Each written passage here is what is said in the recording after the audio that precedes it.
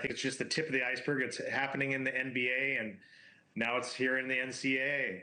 It's sort of like which is the next league or sports organization to be hit by this. Jesse, you've been taking a look at the indictment. Yeah. There's some pretty damning text messages in it. Okay, so whenever you're talking about a sports betting case like this or conspiracy, the two things that tie all the defendants together are the money trail. So there's a casino involved. They probably have records of the bets, the timing of payments, like why 4 players received $40,000 on one day, and the text messages. I want to take a minute to read you some of these messages, okay? So one is, if it starts looking shaky, tell 2 or 3 other players what it is, and they be paid too.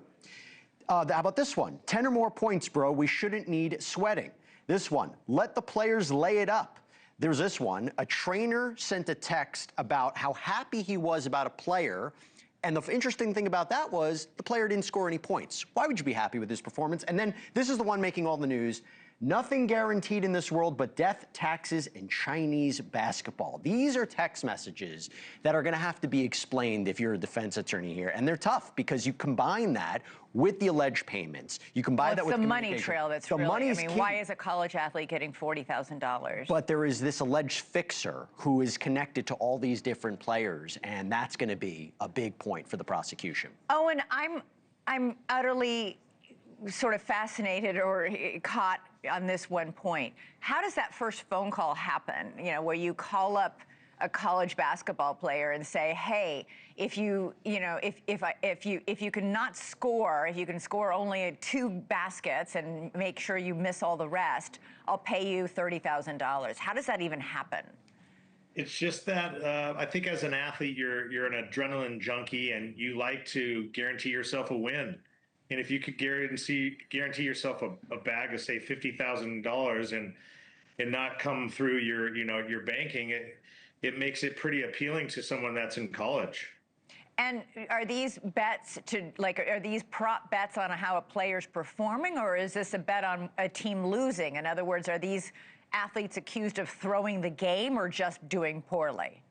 Well, it varies. There's guys that have a proposition bet, which could be their star player has a over-under. He scores over-under 20 points, and let's say he's averaging 25 points a game, and all of a sudden he's given this bag of cash, and you know what? He only scores 10 points because he knows he's guaranteeing himself some cash. And then as a bookmaker like myself, we have access to many different casinos / bookies out there that we can lay off, millions of dollars in actions and guarantee ourselves a win. Aren't these sports betting sites tainted by this? Aren't fans going to... First of all, fans are going to start to look at games. Already we're all yelling at the TV set, the ref's on the take, and, there's something crooked here because that called it and go my team's way. But now you're going to be looking at the TV set thinking, is the player on the take? Yeah, that's the problem. It's taking the integrity out of the game, and it's disappointing to see as a former college athlete.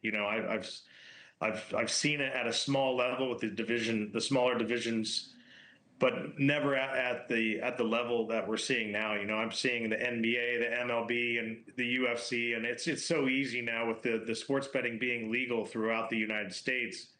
You look on that application like they're showing on this TV screen right now, and you go bet on you bet on an NBA game, and guess what's right below that NBA game? It's a college basketball game, and it makes it easier for the athlete. Jesse, these sports betting sites can't be happy with this either. I mean, it's not just the sports leagues like the NBA, the NCAA. These sports betting sites are counting on you coming onto their site and making a wager without inside information, and trusting that everybody else you're betting against doesn't have that inside information. Not only are they not happy that their sites were used for alleged criminality, but you think they're happy about getting subpoenas? You think they're happy about all the information they have to turn over now in this criminal case? By the way, I have to mention something. Owen brought it up. You talked about there were cases where they had to cover the spread in order to get the bet. It's one message where apparently a player told this alleged fixer, "I tried," meaning he couldn't have the team get the spread, to which the response was, "You did your job for sure." See, that's the stuff that's problematic. And yes, I agree with you. The sites, they're going to have a problem.